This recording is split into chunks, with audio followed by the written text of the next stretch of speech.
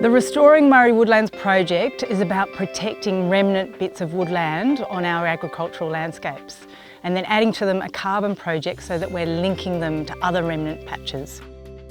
The BCT partner with private landholders in New South Wales, and for willing landholders that want to preserve nature on their properties, we enter into conservation agreements.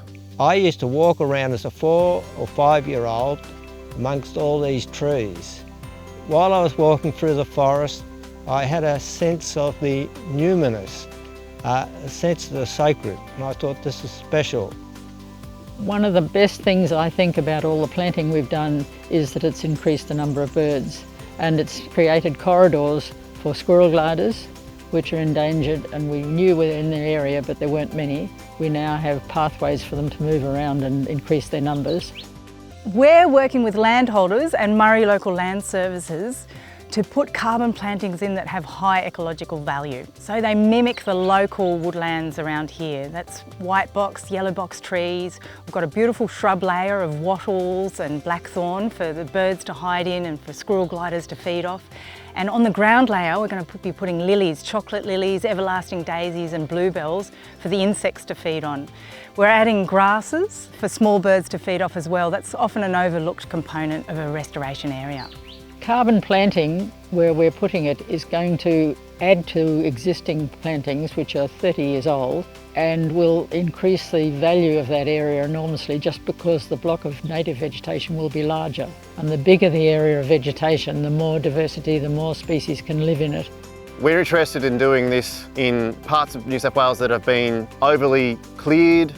So we have priority landscapes throughout New South Wales that we want to increase the amount that are in reserve systems, and we see private landholders as a critical partner in that effort. And so when the BCT came along, I took the opportunity to put the whole paddock in the BCT conservation area. What this landholder has done on this property is amazing. It's a testament to decades of land stewardship, and it gave us a lot of confidence. What we've got here is high quality natural values on this property that we can build on and restore with the carbon project. I think for anyone else looking at this, it's a wonderful way of ensuring that the work you've done to achieve all this, what we've got now, is going to last in perpetuity, forever, even after I'm gone. Both the remnant vegetation and the carbon plantings, which are restoring those threatened woodlands, will be registered on title and secured in perpetuity with a conservation agreement. I would encourage anyone to look very seriously into the carbon farming, and I think it's a very worthwhile project to help global warming. We're storing those patches, we're growing them, making them bigger so that wildlife can thrive in our agricultural landscapes.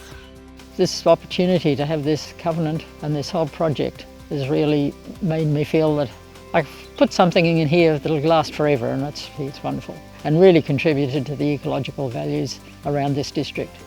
The BCT, we're all about working with willing landholders to conserve the good bits of nature that are still left out there and to make the good better and expand on some of those areas with high quality restoration projects.